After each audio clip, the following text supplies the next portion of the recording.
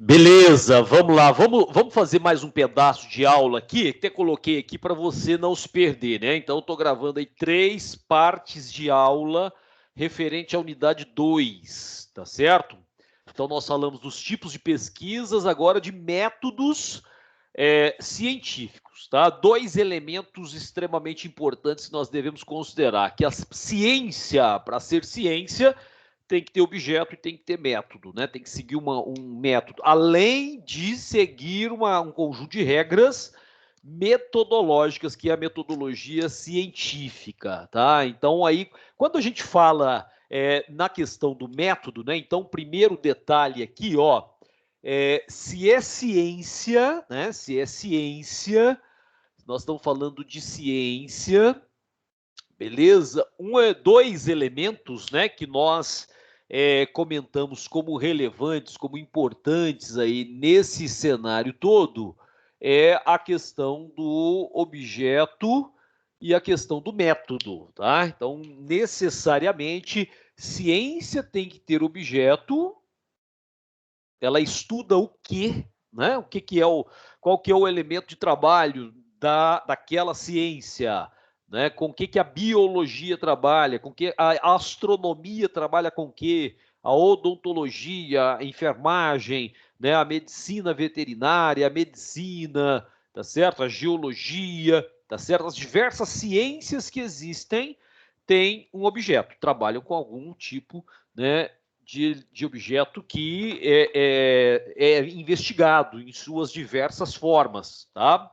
De diversas maneiras. Tá? E existe, né, a necessidade de um método, tá? Então, quando você fala em método científico, nós estamos falando de algo, digamos, complexo.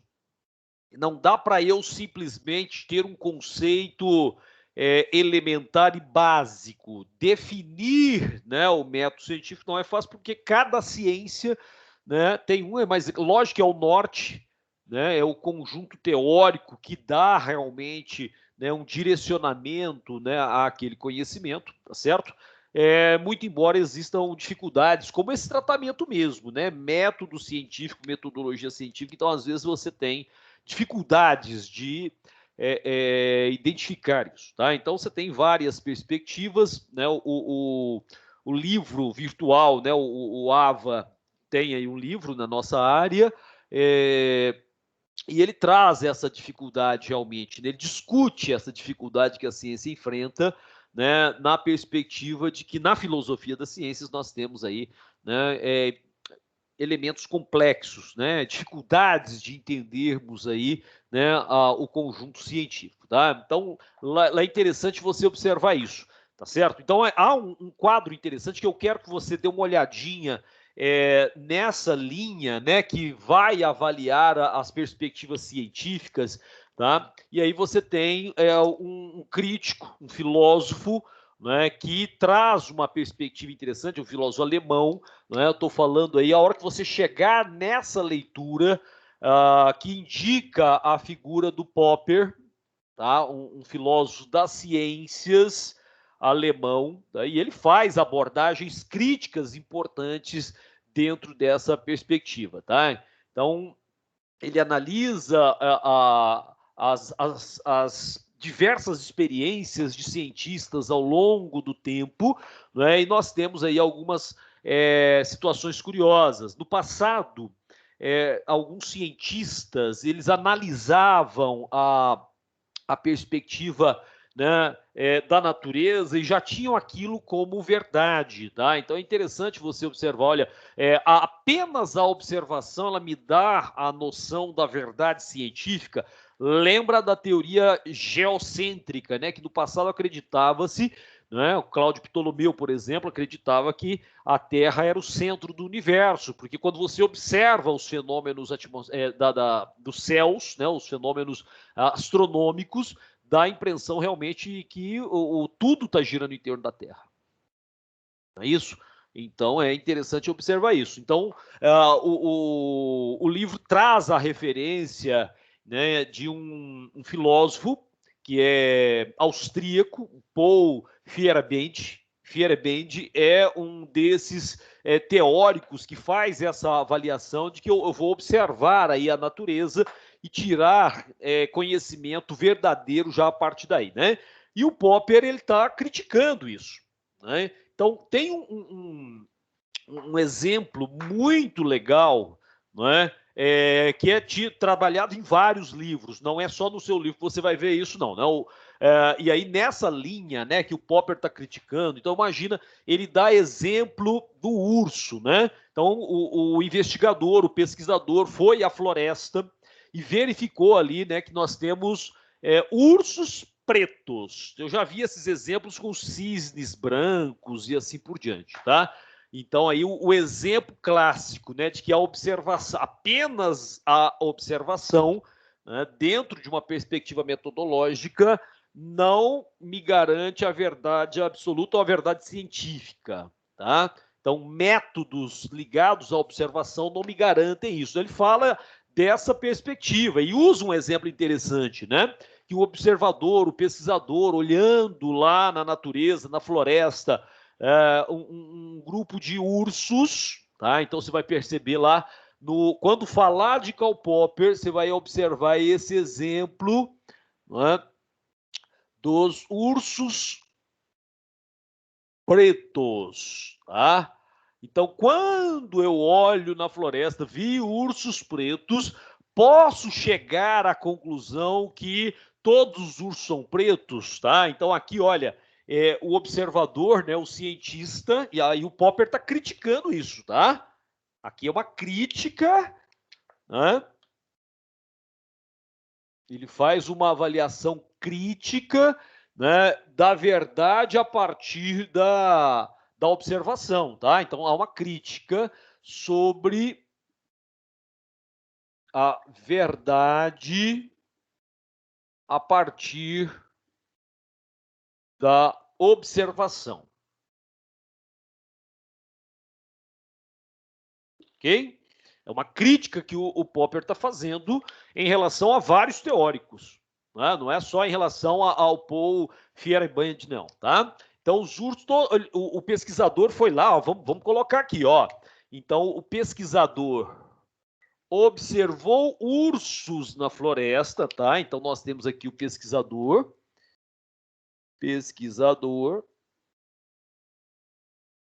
observou, né, na floresta, tá? Na floresta, observou que havia ursos pretos, tá? E a partir dessa premissa, né, dessa hipótese aqui, né, ele chega à conclusão que todos os ursos, né, são pretos, tá? Então, a partir da observação, a partir dessa observação, concluiu que todos os ursos são pretos. Essa afirmação é uma verdade? Óbvio que não, tá? Óbvio que não, tá certo? Então, lógico que isso não é uma verdade, tá?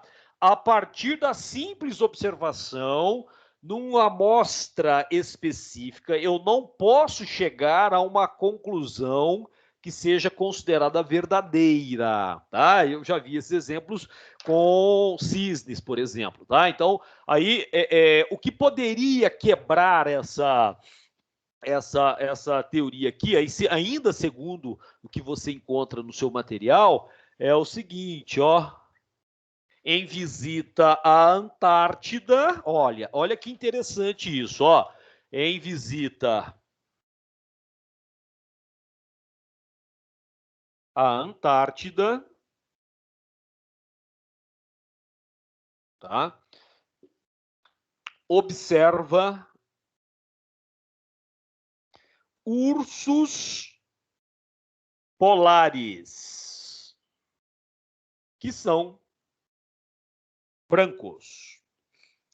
Então, óbvio que a afirmação que todos os ursos são pretos é uma afirmação falsa, tá? né, ele conseguiu, e nem é preto, né? Assim, você tem os pardos, tem outros ursos, tem o panda, né? Então nós temos aí um outro cenário, tá? Então eu tenho outra perspectiva aí dentro dessa, né, dessa linha, tá? Então observar ursos polares que são brancos, né? Falseia, tá? Então aqui nós temos, né, o falseamento, tá? Aqui nós temos o falseamento, tá certo? Beleza? Que eu não posso fazer essa afirmação, por quê? Porque existem ursos de outras cores.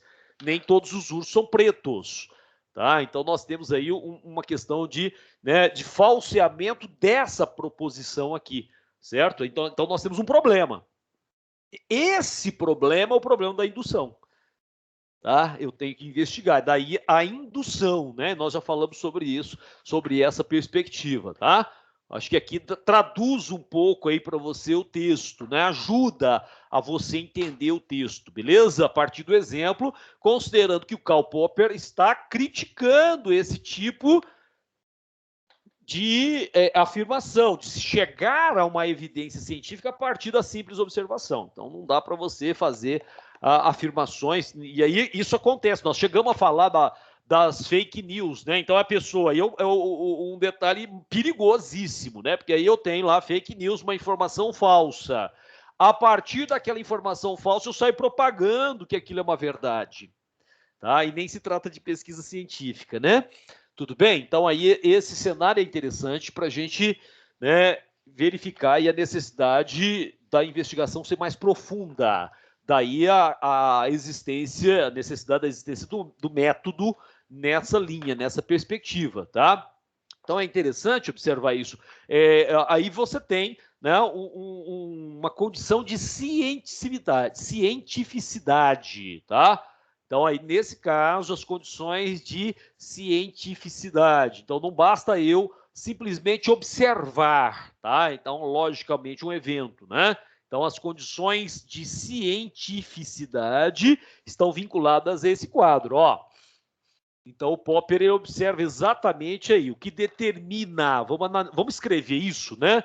O que determina, ó, o que determina as condições de. Tá alto ali, mas dá, né? Cientificidade, tá certo?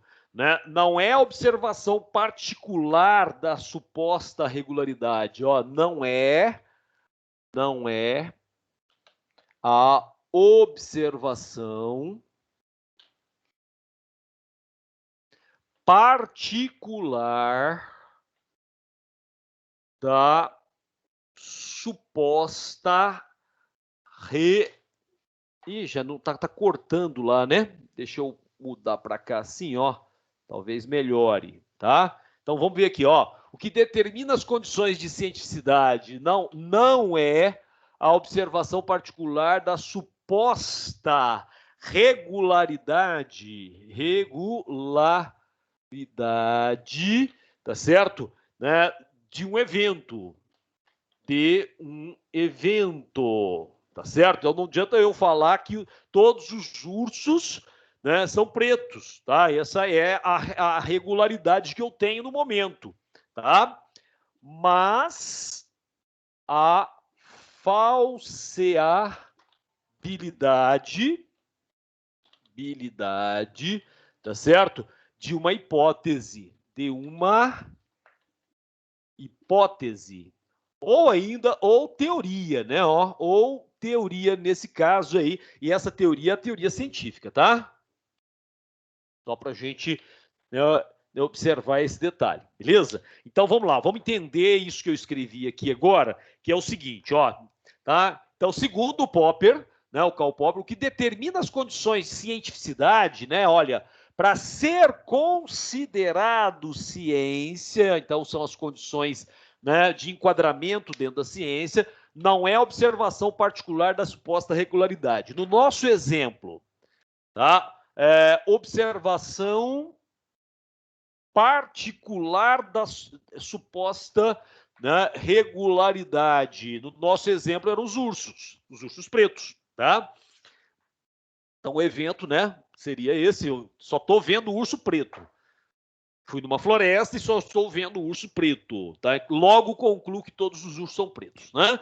Mas aí, ó, existe uma falseabilidade, né? Quer dizer, se eu busco outro ambiente, no caso aí colocamos lá a Antártida, aí estou diante de ursos brancos, o que já tornou aquela hipótese, né, falsa. Então houve uma falseabilidade, né? Então nesse caso aí é importante você perceber essa perspectiva, porque a ciência funciona, né, exatamente assim, tá? A ciência tem que funcionar desse jeito, né? Por isso que eu falei para você desde o início, não são verdades absolutas, tá? Não são verdades. A ciência trabalha com verdade científica. Enquanto aquilo for enquadrado dentro das condições de cientificidade, aí tudo bem, ela vai continuar a tese em pé, mas logo vem outra teoria e derruba tudo. Tá certo? Então esse é o cenário que você vai encontrar.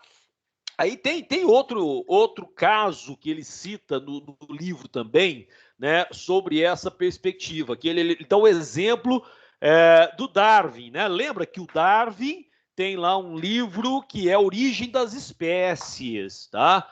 E aí, lógico, ele fala, né? Como é que ele fala lá no livro? Vamos lembrar aqui. Ele fala da seleção natural, né? No livro A Origem das Espécies, ele fala da, né, evolução, né? Então, aqui, ó, vamos pegar o exemplo do livro, ó. O exemplo que nós temos no livro de Charles Darwin. Charles Darwin, tá certo? E o Darwin, ele trouxe para nós, né, a teoria da seleção natural, né? Ele trouxe aqui a teoria da evolução das espécies, tá?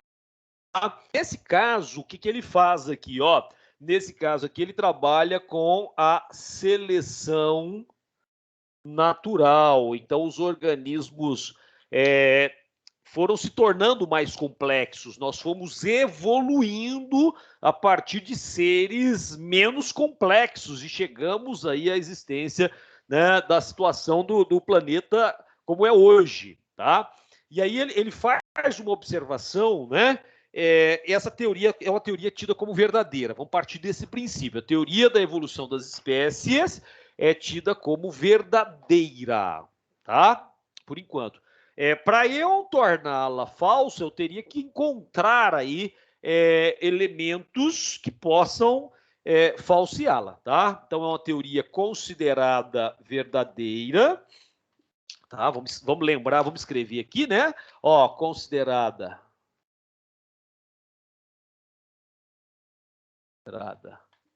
uma verdade científica.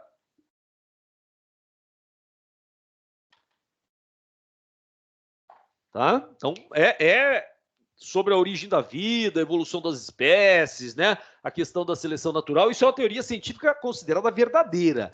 Quando você vai estudar a evolução das espécies, inclusive dos seres humanos, você vai partir dessa lógica de Darwin, tá? Parte-se daqui, né? Considerando todos os aspectos ligados à seleção natural e tudo mais, tá? Bom, mas de qualquer forma, para eu tornar essa teoria não, falsa, eu teria que encontrar algum furo, algum erro, tá? Então, se eu começo a fazer investigações, tá certo? Se eu começo a fazer estudos, nada impede que isso seja feito, tá? Então, se eu encontrar algum elemento que tenha, né, no passado, né, um organismo, né, mais complexo, que foge à lógica da teoria da evolução das espécies, aí eu estaria falseando a teoria, né, de Darwin, tá? Então é interessante você, né, pensar nessa perspectiva. Então, várias teorias que nós temos no planeta são tidas como verdadeiras e a gente segue como verdade, tá? poderiam ser até falseadas, tá?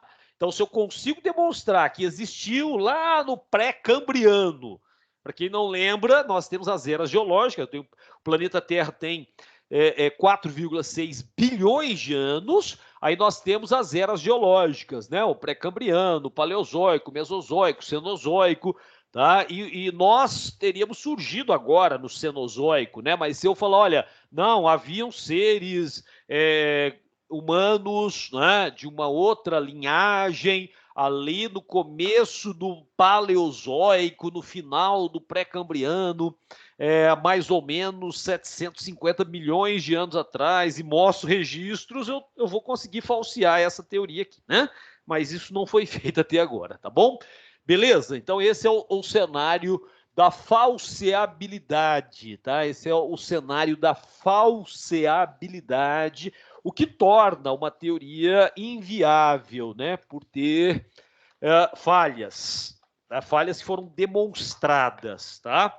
Beleza? Então aqui é o seguinte, aí nós temos um método proposto, inclusive, pelo Popper, né? Que é o método hipotético dedutivo. Hipotético dedutivo. Então, método hipotético dedutivo, tá? Nós temos aí esse cenário aí, tá? Do método hipotético dedutivo. Tá olhando se está gravando, né? Porque depois eu faço tudo aqui e não está gravando, aí perco todo o trabalho, tá certo? E aí é o seguinte, esse método ele foi proposto pelo Popper, né? Pelo Karl Popper. Proposto por Karl Popper. Tá? Beleza, então aí vem um detalhe, né? Tem um conjunto de etapas, certo? Lembrar que são etapas, não é receita de bolo que você faz sempre e vai ficar do mesmo jeito, tá? Então, cuidado com esse detalhe. E nós temos aí algumas etapas, tá? Que devem ser seguidas se eu estou usando aí esse método hipotético dedutivo, tá? Então é interessante isso, olha. E aí a gente usa muito, né? O grande detalhe que você vai observar é que há diferentes ciências, de áreas diferentes, e aí nós efetivamente queremos utilizar o mesmo método, então não dá certo, tá? Então o primeiro detalhe é pensar nisso, mas aqui, ó, num primeiro momento, então, o que nós devemos fazer? E o que o seu professor orientador vai fazer, né? Ele vai falar para você elaborar um problema, tá? Então, a primeira coisa, e eu já falei sobre isso, né? A ciência funciona com perguntas, com problemas, e não com respostas, efetivamente. Então, eu tenho a elaboração, né, de um problema, né? Do problema. O tema problema, tá? Então, esse é o começo, tá? Então, é o seu começo, start aqui, tá certo? Então, esse problema pode ser qualquer pergunta, né? Que eu queira, dentro de uma linha científica, responder, tá certo? Inclusive dentro da filosofia das ciências, tá? Então, aí, óbvio, aí vem lá a construção de um modelo teórico, tá? Então aqui nós temos a construção de um modelo teórico, tá? Nesse caso aí, parte-se do princípio que nós teremos a formulação aqui, ó, de hipóteses, tá? Então nesse caso, deixa eu ver se cabe aqui, ó,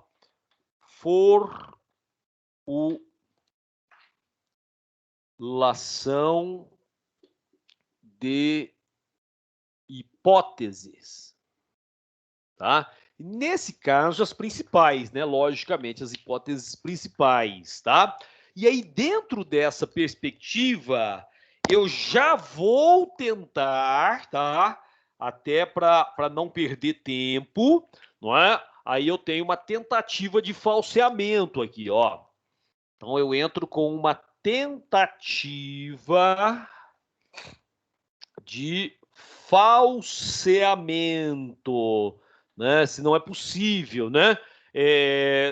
Já ter aí um NAT morto, tá? Então, pode ser que nós tenhamos aí essa perspectiva, tá? E aí, a possibilidade, né, é que você faça isso a partir de observação e experimentação, e não só experimentação, que é uma crítica feita pelo Popper, né? Então, aqui, ó, por meio da experimentação, mas primeiro, obviamente, a observação, né? Ó, observação, mas eu não posso parar aqui, igual aquele austríaco, né? O Paul Fehrenbach, tá? Nesse caso, é observação e experimentação. Certo? Então, essa teoria, né, baseada aí nesse conjunto de elementos que o Popper traz aí essa possibilidade de trabalho dentro de uma perspectiva metodológica, tá? Esse é o método hipotético dedutivo, porque você vai ter um problema, vai construir uma hipótese, que é o seu modelo teórico, e vai tentar falseá-la por meio de observação e experimentação, tá? Então, isso já envolve pesquisa, tá? Então, a hipótese, né, nesse caso, né, se você conseguir falseá-la, melhor, porque isso já elimina, né, aquela verdade, aquela suposta verdade, tá certo? Então, se você não verificar, tá, a hipótese, né, então aí eu já não posso avançar, porque automaticamente ela será dada como falseada pelo método, tá? Então tem que passar pelo falseamento, né? Eu tenho que testar, eu tenho que verificar para evitar o falseamento, tá? Porque se você vai seguir esse método, eu tenho que passar por esse meio, tá certo? Então é importante observar isso, né, para poder avançar enquanto método científico, tá certo? Então é interessante observar isso. E aí vem, né, essa perspectiva. Tem um outro autor que ele cita também, vamos lembrar o nome dele, é o Mário Bung, né? Então ele tem uma obra falando de pseudociência, ideologia, na qual ele vai levar em consideração, sim, a falseabilidade, tá? Demarcando, inclusive, né, como um ponto central aí dentro dessa perspectiva, né? Porque eu não posso simplesmente fazer afirmações, né, e tê-las como verdadeiras, tá? Então, porque senão todas as teorias seriam ou verdadeiras ou falsas, tá? Então, logicamente, né, eu teria dificuldade, né, dentro dessa perspectiva. Então, o Bung, ele traz uma crítica ao Popper, tá? Nessa linha de raciocínio aí, tá bom? Então, lógico, eu preciso, né, me basear numa metodologia, pelo menos, para garantir aí esse critério de demarcação, tá? Então, é interessante. Lembrando também que o Bung, né, o Mário Bung, ele desenvolveu, né, uma tese para fazer a distinção aí dentro desse critério de demarcação metodológica. Então, vão aparecendo muitas teorias nessa linha, tá? Vamos falar um pouquinho dessa tendência bungiana, né? Tá certo? Então, vamos lá, ó. Eu ia até perguntar se pode apagar, mas é claro que pode, eu estou gravando, né? Então, não tem problema aqui, tá? Beleza pura, então nós temos essa figura, né, que é o Mário Bung, né? Então ele traz aí uma perspectiva, né, também interessante, ó. Mário Bung.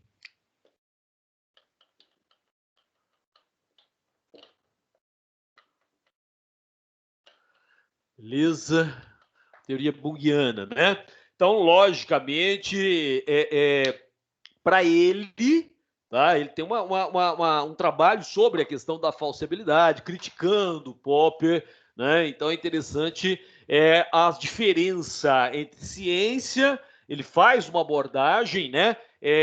Da diferença da ciência com outros campos, tá? Né? Então a ciência, a diferença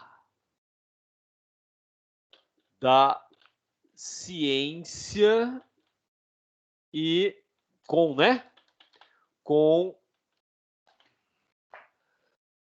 as outras áreas do conhecimento.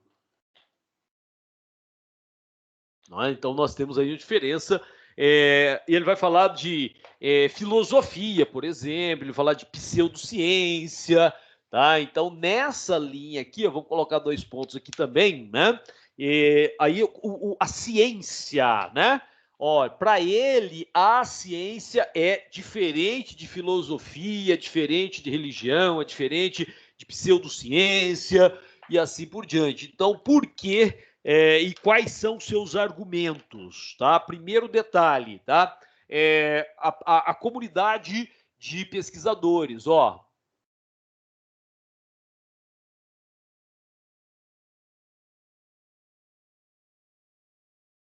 Então, você vai encontrar aí uma comunidade de pesquisadores na ciência, tá certo? Então, esse é um detalhe importante, tá? Um aspecto curioso que a sociedade, né? A sociedade, né, aceita a ciência, tá? Genericamente. Muita gente não aceita, lógico, né? Mas aqui a aceitação, ela é, né, grande, tem um valor muito grande para a sociedade. A sociedade, então, confia na ciência, pelo menos a gente espera que sim, né? Então, esse é um detalhe importante, né? Marcada por entidades, né? Possui entidades, né? De grande entidades, né? De grande, né? Intervenção, né? Na sociedade. Então, falou que a verdade científica de que a pandemia vai ser um problema, tem que ficar isolado. Veja que todo mundo se movimentou para isso, né? Então, assim, é importante, muito embora não seja uma filosofia, tá? Possui base filosófica, tá? Possui base filosófica, tá certo? Então é interessante observar esse detalhe, tá certo? Com elementos, né, sustentados aí, então isso aqui é muito importante, tá vinculado aí a essas verificabilidades, tá certo? Essa base também é vinculada a uma base formal, né? Tem uma base específica de conhecimento, né? Tem as perspectivas vinculadas, né, a racionalidade, entre outros elementos, tá certo?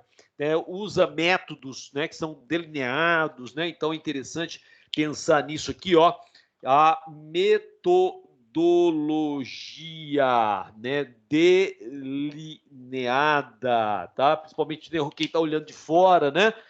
Um campo de conhecimento cognitivo extremamente atraente, tá? Então, aí você tem um campo, o campo cognitivo, possui um campo cognitivo, quer dizer, vinculado ao conhecimento. Esse cognitivo é o conhecimento e ele além de ser abrangente, ele é atrativo, tá? Isso segundo o Bung, tá? Segundo o Bung, beleza? Eu vou falar um pouquinho mais dele, tá certo? Mas ele está falando, olha, ciência é diferente das outras áreas do conhecimento porque tem alguns atributos. Estou colocando alguns deles aqui para você visualizar, tá? Estou colocando alguns para você visualizar.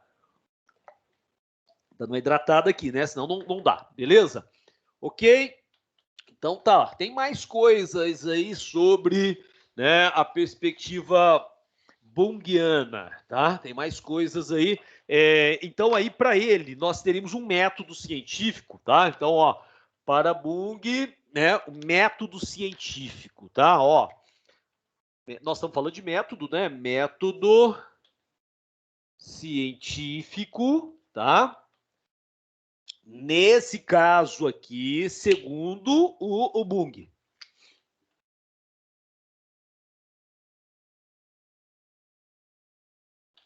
Beleza? Nesse caso, aí nós temos aqui, segundo ele, vamos fazer um item aqui. Segundo ele, nós estaríamos diante de uma perspectiva que seria um conjunto de procedimentos, né? Ó, conjunto de procedimentos, tá? Então, muito cuidado com isso, porque nós temos aí aquela lógica da metodologia científica. Então, cuidado com ela, né? Aqui seriam procedimentos gerais, tá? E segundo ele, né, na verdade, não é algo fixo, tá? Eles seriam mutáveis, tá? Então, passa por mudanças, por transformações, né? Sendo ajustados, tá? Porque aí eu vou ter diferentes objetos, diferentes problemas, tá? Então, ajustados para, né, cada problema e objeto estudado, tá? Então, nesse caso aí, olha, é importante pensar nisso, né? Então, aí, óbvio, né? Você tem aí um conjunto de procedimentos. Esses procedimentos não se confundem, ou pelo menos não se deve confundir, procedimentos gerais mutáveis com metodologia científica como regra de bibliografia e tudo mais, tá? Então, a identificação do problema envolve reconhecimento de um fato, tá certo? E aí, óbvio, estou descobrindo o problema e formulando aí respostas a esse problema, a essa pergunta, tá? Então, você tem a construção de um modelo teórico, portanto, envolvendo aí uma série de fatores, de características, de suposições, tá? E nós temos as características peculiares aí ao objeto sendo estudado, né? Então, tem uma série de coisas demonstrando aí aquela verdade acerca daquele tema, problema estudado, delineado. Então, é importante pensar que isso traz para nós uma ideia de que o Bung está falando, né, de um método que é mutável. Isso é interessante, tá? O que nós ganhamos aqui é exatamente isso, né? Então, rompe-se, né? Ele rompeu com aquele paradigma, tá? Então é interessante. Então, rompeu com o paradigma de que o método seria imutável, tá? Então ele rompe com esse paradigma, com esse modelo anterior, né? Então o método ele pode até ser o mesmo, mas ele tem que partir de ajustamentos ao tema, problema que está sendo estudado, né? A cada momento histórico. Então, você fazer uma investigação sobre as condições de trabalho hoje não são as mesmas de se investigar as condições de trabalho antes da pandemia, quer dizer, há pouco tempo atrás. Então, é importante observar que nós passamos por mudanças substanciais nessa perspectiva, tá? Embora existam exceções, né, mas é importante você pensar isso, tá? Então, a lógica do método científico é exatamente essa, que nos dá uma confiabilidade, exatamente porque passa por critérios rigorosos, né, garantindo-se aí uma proximidade da verdade, né, garantindo-se objetividade na ciência e assim por diante. Então, esse cenário é muito importante, dá para a gente ter uma ideia, né? Então, o assunto método, a gente vai falar um pouquinho mais dessas perspectivas vinculadas à pesquisa, tá? Mas aqui nessa terceira parte, o objetivo era trabalhar basicamente essa linha do método científico, pelo menos as linhas gerais, para que você, né, possa compreender melhor o texto do seu livro, tá? Então essa é a ideia central, né, que nós temos aqui, tá? Então eu vou encerrar essa terceira parte aqui, certo? Eu não sei se eu consigo gravar outra aula, tá? Se não, a gente continua na próxima quinta-feira em aula,